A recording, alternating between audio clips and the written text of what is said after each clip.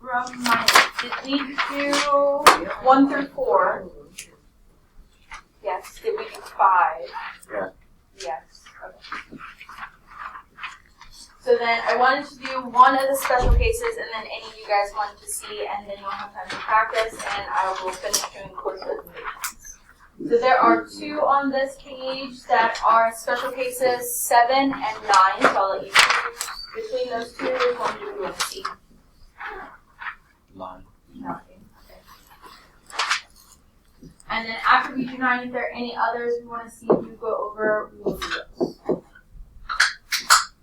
Alright, so remember that like number 5, this is not, one of them is not solve for x or for y, so we have to solve it first. The easiest thing to solve for would be the y in the second equation.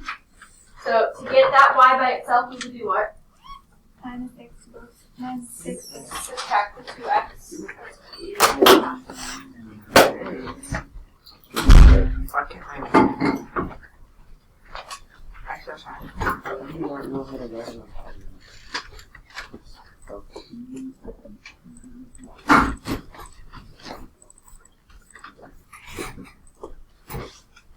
Alright, subtract 2x to both sides. So we have y equals negative 2x plus 18. And then what would be our next step with that?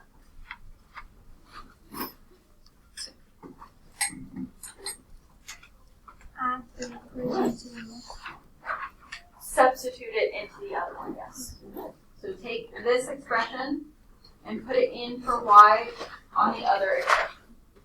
So we'll have 6x plus 3 times negative 2x plus 18 equals 54.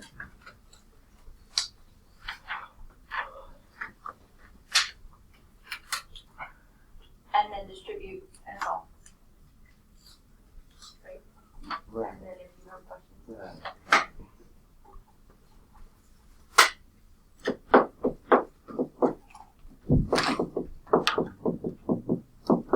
What happens when we combine our lit terms?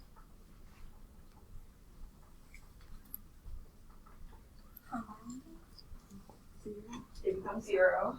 So they cancel, just leaving 54 equals 54, which is what type of solution? Many. Not 1. No. Not no. So not 1 solution, not no solution. What's the last one? Many. Infinitely many solutions. Because this is a true statement. If they canceled and there were 2 different numbers, that would be your no solution.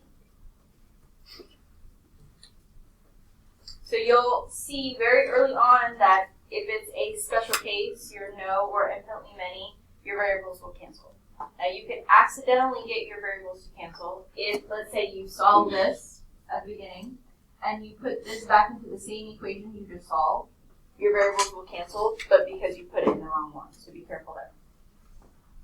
Also, when you get your solutions, it can be infinitely many or no solution, one of the special cases, or 1 solution. If you get rid of your variables, you can't bring them back and magically make a solution. If you start solving and you solve and get one of the variables, if you get a variable, x or y, it can't be no solution or infinitely many. It has to be 1 solution. Okay, questions on that? Are there any others on this page that we want to see you go over and have questions about?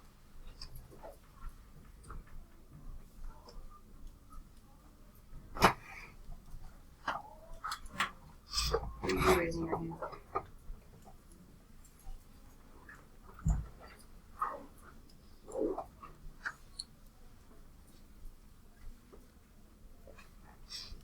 If not, then you have the remaining class time to be working on 3 things.